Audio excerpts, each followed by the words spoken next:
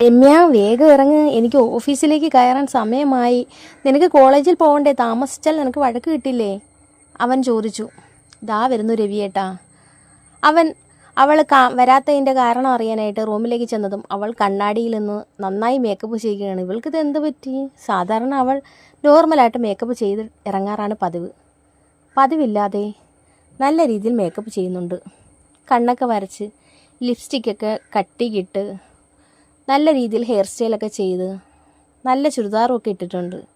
നിനക്കെന്ത് പറ്റി? എന്തെങ്കിലും ഫംഗ്ഷൻ ഉണ്ടോ കോളേജിൽ? രവി ചോദിച്ചു. ഇല്ല രവി ഏട്ടാ, ഫംഗ്ഷനൊന്നും ഇല്ല. കൂട്ടുകാരികളൊക്കെ എന്നെ കളിയാക്കുന്നു. നീ എന്താ ഒരുങ്ങി വരാത്തേന്നൊക്കെ പറഞ്ഞ്. നീ ഒരുങ്ങിയല്ലേ പോകാറ്? അല്ല, നല്ലതുപോലെ ഒരുങ്ങി ചെല്ലുന്നില്ല എന്നൊക്കെ പറഞ്ഞ് കളിയാക്കുന്നു. അതുകൊണ്ട് ഞാൻ വിചാരിച്ചു ഇനി തൊട്ട് മേക്കപ്പൊക്കെ ചെയ്തിട്ട് പോകുന്നു. മുടി സ്ട്രൈറ്റ് ചെയ്താലോ രവി ഏട്ടാ? നിനക്കെന്താ? മുടിയിലങ്ങ് ഒന്നും ചെയ്യണ്ട, അവൻ തീർത്ത് പറഞ്ഞു. മുടിയൊക്കെ നശിച്ചു പോകും. അല്ല രവിയേട്ടാ, കൂട്ടുകാരൊക്കെ ചെയ്യുന്നുണ്ട്, അപ്പോൾ എനിക്കും ചെയ്യാനൊരാഗ്രഹം, ഞാൻ ചെയ്തോട്ടെ, അവൾ കൊഞ്ചിക്കൊണ്ട് പറഞ്ഞു. അത് നമുക്ക് പിന്നീട് ആലോചിക്കാം, നീ ഇപ്പോൾ ഇറങ്ങ്. അവൾക്ക് കണ്ണാടി നോക്കി മതിയായില്ലായിരുന്നു. മനോജിന് വേണ്ടിയിട്ടാണ് അവളുടെ ഈ മേക്കപ്പൊക്കെ, മനോജിന് തന്നെ കൂടുതൽ ഇഷ്ടപ്പെടാൻ വേണ്ടിയിട്ട്. അങ്ങനെ രമ്യയും കൊണ്ട് രവി കോളേജിലിറങ്ങി. കോളേജിൽ നിന്ന് അവൾ അകത്തേക്ക് കയറി. ക്ലാസ് തീരണേന്നായിരുന്നു പിന്നീട് അവളുടെ പ്രാർത്ഥന. രവി തൻ്റെ ഓഫീസിലേക്കും പോയി. ക്ലാസ്സിലിരിക്കുമ്പോഴും അവളുടെ ചിന്ത മൊത്തം മനോജിനെ കാണുന്നതിനെക്കുറിച്ചായിരുന്നു. അങ്ങനെ ക്ലാസ് കഴിഞ്ഞ് മറ്റേത് കൂട്ടുകാരികളൂടെ കറങ്ങി പബ്സും ചായയൊക്കെ കഴിക്കാനും ഒക്കെ കൂടാറുണ്ടായിരുന്നു രമ്യ. പക്ഷേ ഇപ്പോൾ അവൾ അതിന് നിൽക്കാറില്ല. കൂട്ടുകാരികൾ വിളിച്ചാൽ തന്നെ നിങ്ങൾ പോയി കഴിക്കടി, എനിക്ക് വിശപ്പില്ല, മാത്രമല്ല എനിക്ക് കടയിൽ നിന്ന് കഴിച്ചാൽ വയറിന് പ്രശ്നം വരുന്നുണ്ട്, അതുകൊണ്ട് എനിക്ക് ഇനി കടയിൽ നിന്നൊന്നും ആഹാരമൊന്നും വേണ്ട. അങ്ങനെ അവരെ അങ്ങനെ പറഞ്ഞ് ഒഴിവാക്കി അങ്ങ് വിട്ടു. കൂട്ടുകാരികളും വിചാരിച്ചു ഇവൾക്കിത് എന്ത് പറ്റി? സാധാരണ നമ്മളെ കൂടെ നിർബന്ധിച്ച് കൊണ്ടുപോകുന്നത് അവളാണ്, ഇപ്പോൾ അവൾ എന്തോ ഒഴിഞ്ഞു മാറുന്നുണ്ട്. അവർ വിചാരിച്ചു ഇനി അവരുടെ ഭാഗത്തു നിന്ന് എന്തെങ്കിലും പ്രശ്നം കൊണ്ടാണോ രമ്യയുടെ ഈ മാറ്റമെന്ന്. അവർക്ക് ഇങ്ങനൊരു റിലേഷനെ കുറിച്ച് ഒന്നും അറിയില്ലല്ലോ. അങ്ങനെ രമ്യ ബസ് സ്റ്റോപ്പിൽ വന്ന് നിന്നതും മനോജ് ബൈക്കുമായി വന്നു. മനോജിൻ്റെ ബൈക്കിൽ കയറി അവർ ഒരു റെസ്റ്റോറൻറ്റിലേക്ക് പോയി. അവിടെ ചെന്ന് നിന്നുകൊണ്ട് അവർക്ക് ഇഷ്ടമുള്ള ആഹാരമൊക്കെ ഓർഡർ ചെയ്ത് അങ്ങനെ മുഖത്തോട് മുഖം നോക്കിയിരുന്നു. അങ്ങോട്ടും ഇങ്ങോട്ടും മുഖത്തോട് മുഖം നോക്കി നിൽക്കവേ അങ്ങോട്ടും ഇങ്ങോട്ടും മുഖത്തോട് മുഖം നോക്കിയിരിക്കവേ രമ്യയ്ക്ക് നാണം വന്നു. അവൾ മുഖം കുനിച്ചു. അവൻ അവളുടെ കൈകളിൽ മുറുകെ പിടിച്ചു. അവൾ പെട്ടെന്ന് കൈ പിൻവലിച്ചു. അവൾക്ക് എന്തോ പോലെ തോന്നി മനസ്സിൽ. അങ്ങനെ ഒന്നും മിണ്ടാതെ അവർ കുറച്ചു നേരം മൗനം പാലിച്ചു. അതിനുശേഷം അവൾ വീണ്ടും അവൻ്റെ കണ്ണുകളിലേക്ക് നോക്കി. അവൻ്റെ നോട്ടം അവൾക്ക് എന്തോ താങ്ങാൻ കഴിയുന്നില്ല. അവൾ ചോദിച്ചു, വിഷയം മാറ്റണമല്ലോ.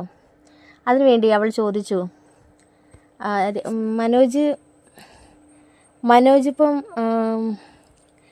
മനോജ് വന്നിട്ട് കുറച്ച് നേരം ആയായിരുന്നോ?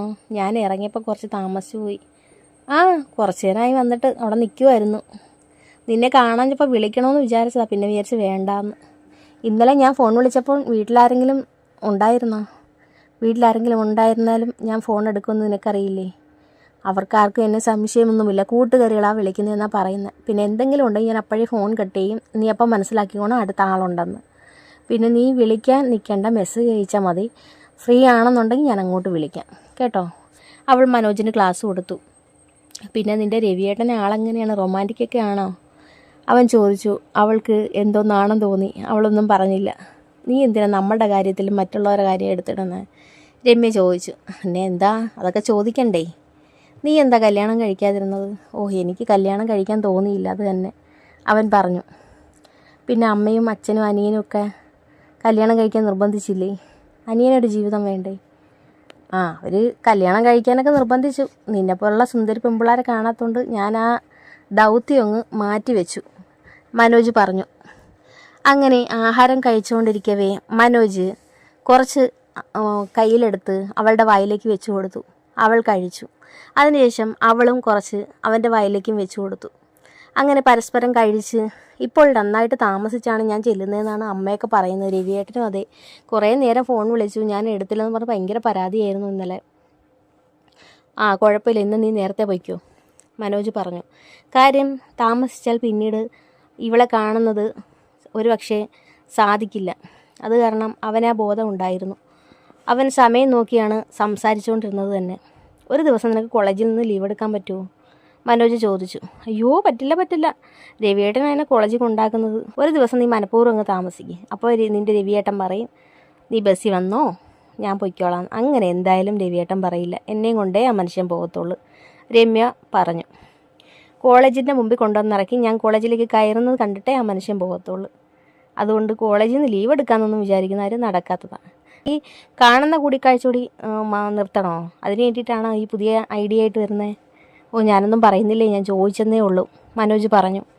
അങ്ങനെ അവർ രണ്ടുപേരും ആഹാരമൊക്കെ കഴിച്ചിട്ട് ഇറങ്ങി. അവളെ ബസ് സ്റ്റോപ്പിൽ കൊണ്ടുവന്നാക്കി. അവൾ ബസ് കയറി പോകുന്നത് നോക്കി മനോജ് നിന്നു.